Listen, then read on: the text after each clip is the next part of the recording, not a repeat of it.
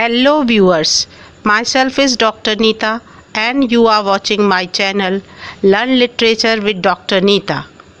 So let us begin today's topic.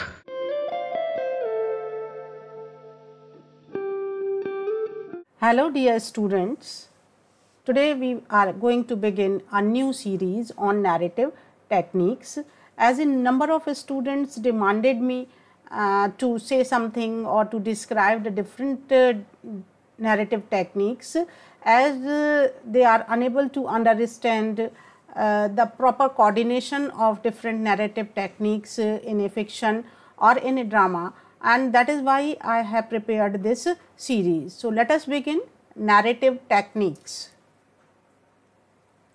So there are a number of narrative techniques and all of them cannot be included in this video, and they are the plot structure, characterization, point of view, setting, dialogue. These are the general narrative techniques which are basically based on the description of the thing, and specifically the narrative techniques that are used specifically in style are imagery, symbolism, suspense, irony, tone and language, and apart from that the figures of speech also. So one by one we would take up all these techniques and make you understand their relevance while an author is narrating a story. In this video we would mainly discuss about the first and the basic and the fundamental narrative technique, that is the plot structure. So the first question is, what are the narrative techniques? Narrative techniques are the methods that are used by the author, and these are the literary devices that the writer uses to convey his story and engage readers. So these are the methods and the literary devices used by the author so that he may convincingly tell his story to the reader. These techniques shape the structure of the story. They are also the part of the style, and they also hint at the perspective of a narrative as per the need of the writer. So now begin with the first one, that is plot structure. Plot structure is the basic narrative technique used by the writers to organize and present the events of a story in a cohesive and engaging manner. So it is a very clear idea that when a writer wants to write something or he is writing a story, definitely he wants that someone should read that story. So for that purpose, that someone should actively engage in that story, he uses certain techniques. So he organizes and presents the different events of the story in a very cohesive manner, so that the writer may, so that the reader may remain engaged up to the end of the story. A well structured plot keeps reader engaged with the story, creates tension, prompts anticipation, and delivers a satisfying resolution. So what the reader does, you should understand first. When he is reading a story, he wants, it is essential that he should remain engaged till the end. So the plot should be such that the reader is engaged till the end of the story. So there must be some tension with which he must turn up the pages one after the another, and he must get the chance in which he may anticipate certain incidents. Those incidents may be right according to his own anticipation, or they may prove wrong because that anticipation was not the thought of the writer, and delivers a satisfying resolution. Resolution, it means towards the end of the story he gets satisfied after reading that story. So, these four characteristics are there regarding the reader. He should remain engaged, attention should be there so that he may move forward with the story. He must have some chance of anticipation, and ultimately he may come to the resolution. So, to fulfill those purposes, several plot structures are used in storytelling. It means there is not a single way to tell a story, rather there are a number of ways to tell a story. How the plot would be developed, there are a number of ways, and each of them serves a specific purpose. So, now we would discuss about the several plot structures. So, the most simple kind of structure is the linear or the chronological plot. The most straightforward plot structure it is, where the events unfold in a chronological order from the beginning to the end. There is nothing specific in this plot structure. As the incident had happened from past to present, the things are coming up. It means they are in a chronological order. It follows a linear timeline. It means they are moving in a single direction from past to the present, and is often used in the traditional narratives. Traditional stories were told in that manner. So, this is linear or the chronological plot. Second kind of plot is in media res. In media res means is starting in the middle. So, the plot is such that the story begins in the middle of the action. It means something has already happened previously, but the readers are unaware about all that thing. So, the story begins in the middle without providing much backstory. So, there is no backstory. It hooks the reader's attention. Now such kind of plot can hook the attention of the reader. Because some mysterious scene has been presented before the reader, and he is unable to understand that. He thinks that perhaps this may have had happened previously, but later on what happens, gradually the story begins in the middle, but gradually fills it with the backstory. Gradually the backstory is also told by the writer, and the context is also told through flashbacks. So, flashback is also a technique with which the past is represented in installment when the story is moving in the present. The technique creates immediate engagement. In such a story, what happens? The reader is immediately engaged with the story, and as it is unfolding gradually the mystery, and he realizes that this was the thing, this was the mystery with which this event has happened. So, this is another kind of plot structure in media res, it is called, or it is starting in the middle. Yet another kind of plot structure is episodic plot. As all of you know, nowadays on TV, you are seeing the serials and you are seeing the different episode of a single story. So, what is the episodic plot? These are the loosely connected chapters. The chapters are there and they are dealing with a single long story, but their connections are loose. It means they are not well interconnected, though they are the part of the story, but simultaneously they also seem to be complete in themselves. As it happens with the serial on the TV, each serial is complete in itself and each serial is the part of the long story. So, if this thing is going on in fiction or in novel, you may say that this kind of plot which is having the loosely connected chapter, it is the episodic plot. Yet another kind of plot is the circular plot. What is this? Circular plot means the story ends where it began. It means the end point and the beginning point is the same. It is like a circle. It means it is ending where it began. Then what happened during that process? Such stories are having a main character who may undergo a transformation. So, for example, the story has begun at a particular point and it is moving like this and coming to the same point. But what happened during that period? During that period, the main character or the protagonist or the hero you may call may undergo a kind of transformation. He may come to a sense of realization. Previously, he was committing certain errors, but now he has become mature in that sense and ultimately returning to his original state. But now what is the difference? Previously the hero was having a different perspective. He was unable to identify his mistakes. He was unable to find out the weaknesses of his character. But now after that circle, the story is ending at the same place from where it began, but now the protagonist is having a changed perspective and he is looking at the things in a different manner.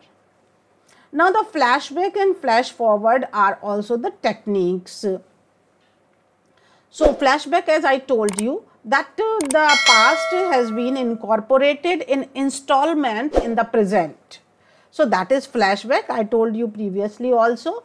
And what is foreshadow? Foreshadow is the installment and the future is coming in installment in the present.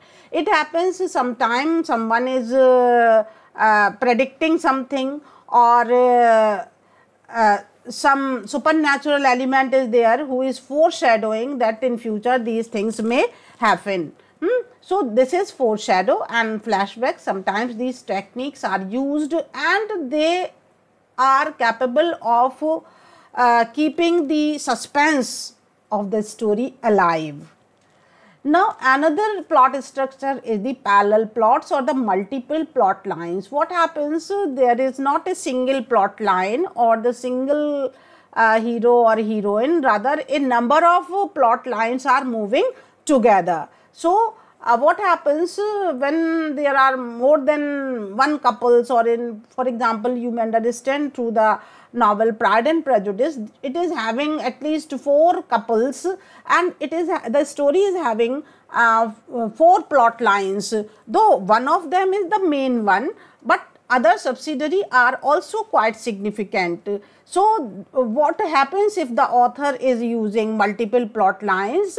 It adds complexity and depth to the story as more than one plot lines move together. So, it adds complexity. Definitely reader would be interested when they are entangled in the complex ideas, and through the different plot lines the different truths can be mentioned or incorporated. So, it also adds the depth to the story.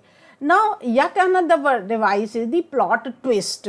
So, anywhere when the storyline is moving and the readers are predicting that this thing would happen, but suddenly some other thing happens. It means there is a twist in the plot. This is known as the plot twist. It can subvert readers' expectations. Readers were expecting something else, but their expectations were subverted. It means they were changed. The things that had happened in the story were not according to the expectations of the reader.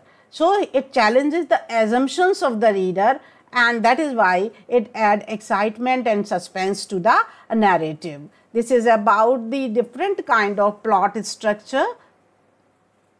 Now, definitely when several kind of plot structures are there, so it is a very technical thing that the writer should very well understand what plot construction is. So, from Aristotle till today, people are talking about plot construction, they are experimenting with it, and the basic thing is this, that certain elements are segregated from time of Aristotle till now. They should be there in the a good plot construction. So, I am going to tell you about those elements which are very essential in a good plot. So, successful plot construction is essential for creating a compelling and memorable story. So, it is the wish of each and every author that he should create a compelling and memorable story. So for that, plot construction is very essential, good plot construction, so that it may captivate readers' attention, evoke emotions and lead to a satisfying resolution. Following steps are followed in a successful plot construction. So first part is exposition. When the story begins, there is exposition. Beginning of the story is exposition. What is told there? This is the introduction of the story, where the writer establishes the setting. In the introduction, he tells about the setting, from at which place the story has been set. Is it the story of a village, or it is the story of a city, or it is of mountains, or it is of someone's home, etc. This is the setting. And in the exposition, main characters are also introduced. And apart from that, yet another thing is exposed, that is the central conflict or the problem. The problem of the story also comes in the exposition. So exposition is quite a significant part, where these three things are get exposed. Number one is setting, number two is the introduction of characters, number three is the central problem with which the story has been written. Next is the inciting incident. This is the event that sets the plot in motion. So in the beginning, certain incidents are told and disrupts the normalcy of the life of the characters. So how the story moves, some problem is there in the life of someone, and that problem has come to their life abruptly, or is going on for a long time. It has disturbed the normalcy of their life. It usually occurs near the beginning of the story and creates a sense of urgency for the character to act.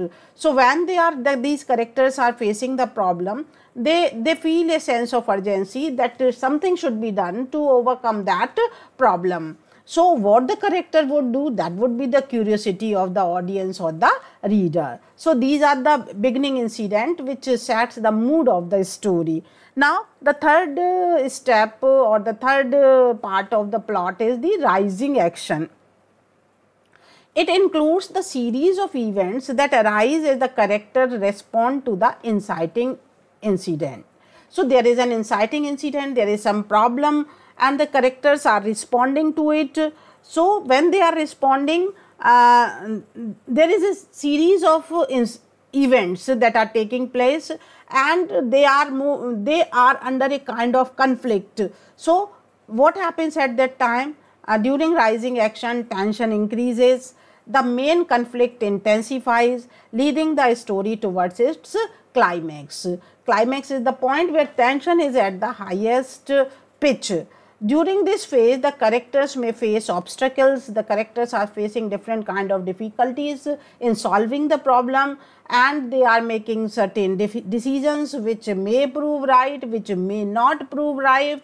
So they have to bear the consequences of their decisions, and they undergo the phase of character development. And in that way, the characters are developed during that phase of rising action, because they are acting and reacting to the situation, and in that manner we can understand the development of the characters. Now the next point is climax. This is the turning point or the highest point of tension of the story. The main conflict reaches its peak and the outcome becomes uncertain. Now the solution is not there, but the tension is at its peak. The protagonist usually confronts the major obstacles or makes a crucial decision that determines the further course of the events. This is the moment. Climax is that highest peak where the protagonist or the main character had already faced a number of obstacles, and now he has made a decision that he would take that course of action. Now the falling action. After that climax, there is falling action. It comes after climax. In this part, the intensity of the conflict diminishes. The conflict, the tension which was at the highest point now begins to diminish, and the consequences of the protagonist's action during the climax begin to unfold. And what the protagonist has done, whatever decision he has taken, now the consequences of those action and consequences of those decisions begin to come.